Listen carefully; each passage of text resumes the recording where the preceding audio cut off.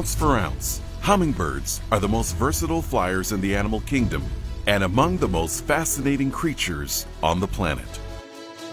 On average, most hummers weigh less than a nickel, yet they're strong enough to beat their wings 10 to 80 times a second.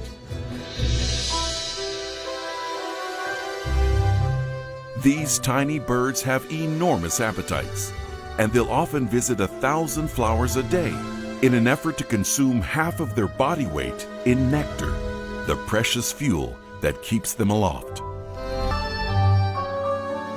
And of course, they're geniuses in the air.